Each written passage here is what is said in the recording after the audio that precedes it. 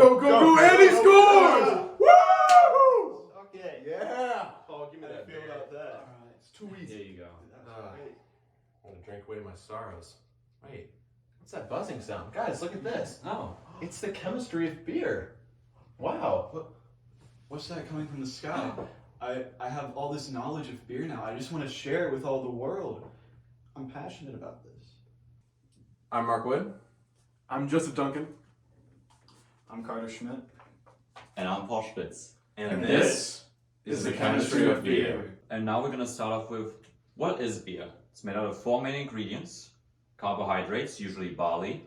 They can be made with oats and other wheats. And these will react into small sugars, and the small sugars will then react with the yeast.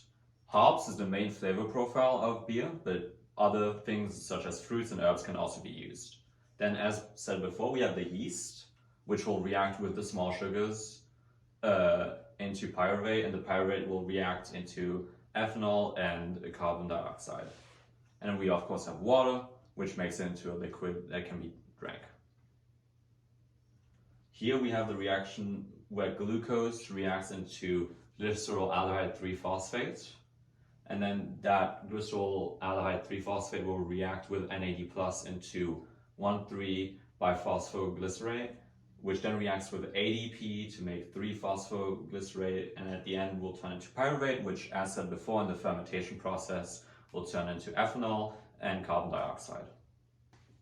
Now that we've determined what beer is, we're going to differentiate between the different types of beer that can be produced. And there's 2 main ones, namely ale and lager, and the key difference is raffinose right here. Raffinose is a decently complex sugar that is comprised of glucose, which acts as a monosaccharide bridge between galactose up top and fructose on the bottom. Raffinose can react in 2 main ways, being hydrolysis cleavage at either the A location or the B location, which are also known as the monosaccharide bridge locations. Hydrolysis occurs at the A location via the action of alpha-galactosidase and produces D-galactose and sucrose as products. Hydrolysis at the B location down here occurs by the action of beta-fructosidase and produces D-fructose as well as the disaccharide melibbiose, and that is what we care about. We care about melibbiose because it can be further hydrolyzed into its component saccharides, being glucose and galactose, and this is done by the action of alpha-galactosidase again, which was just used in the hydrolyzation of raffinose. It's very important to note here that the enzyme alpha-galactosidase is only produced by lager yeast. So if you want to tell the difference between an ale and a lager, you can simply examine their products. If you see melibbiose in the products, then you know that it is an ale, because ale does not produce the enzyme needed to produce it. Further examining the difference between lager and ale, we're going to examine the different yeasts that are used to produce each one. Starting off with lager, they generally ferment at lower temperatures, and they have the unique ability to process raffinose, as we just mentioned. They're called bottom fermenting because they tend to collect at the very bottom of the liquid mixture during the distillation process, and they make up the majority of beers today, and they tend to give the beers a nice crisp flavor. The most common yeast used when producing lager is Saccharomyces pastorianus, which is fairly mysterious in all honesty. The origin is very unknown, and the best they have is just different hypotheses of where it came from. The current accepted hypothesis was that it was mated between the ale yeast, Saccharomyces cerevisiae, which we'll talk about here in a second, and the cold-tolerant Saccharomyces eubaeanus, which is where it's believed that the lager yeast is getting its cold liking tendencies and where it gets its bottom feeding from. Next, we'll talk about ale. And ale is the oldest method of fermentation. A lot more is known about it compared to lager. It generally likes to ferment at higher temperatures, and it cannot process raffinose, as I mentioned earlier. It is called top fermenting because it tends to form a layer of foam at the very top of the liquid mixture during the fermentation process, and this leads to more flavorful beers. The most common yeast used when producing ale is the Saccharomyces cerevisiae, which is believed to originate from the skins of grapes. And the reason that it ferments at the very top of the liquid mixture during fermentation is because the molecules themselves in the Saccharomyces cerevisiae, they are hydrophobic in nature. So as the CO2 bubbles rise up through the mixture, they latch onto the CO2 and they rise to the top of the liquid, and that is why it is called top fermenting. Moving on from the different types of beer, we're now going to go into the storage and degradation of said different types of beer. So the off flavors that one often tastes are due to the release of oxygen-free radicals, which we experience due to the increase of aldehyde concentration. And this is within the Strecker degradation mechanism. Within this mechanism, amino acid and dissolved oxygen concentrations are prevalent. And an example of this would be the release of 2-nonenal resulting in cardboard smell. So this is the Strecker degradation mechanism. We're going to start with isotin and an amino acid. The isotin oxygen will take both hydrogens from the nitrogen and go off as water. The nitrogen will take oxygen's place and form this compound. This compound will then undergo decarboxylation, which is the release of CO2, and hydrolysis. The important steps here are that these 2 electrons will go onto this nitrogen and form a double bond, and CO2 will be released. Then these 2 electrons will go down here, forcing these 2 electrons to go onto the oxygen and grabbing a hydrogen, forming an OH group. Then hydrolysis will occur. Water, led by 2 electrons on oxygen, will join with this carbon, forcing the double bond of nitrogen, 2 of those electrons to go on just to nitrogen, making it have a negative formal charge. It will then grab a hydrogen, and the rest of the amino acid will leave, leaving us with this structure and an aldehyde. And an aldehyde is exactly what we want out of the Strecker degradation. Next, we're going to talk about beer haze. So beer haze is the polymerization of polyphenols binding with specific proteins. So this would mean flavonoids, tannic acid, or elegant tannin. So this is temperature dependent and time dependent in different ways. So if it's at less than 0 degrees, a beer haze will form, but it'll be just temporary. And if a beer haze is there for over 6 months, it will become permanent.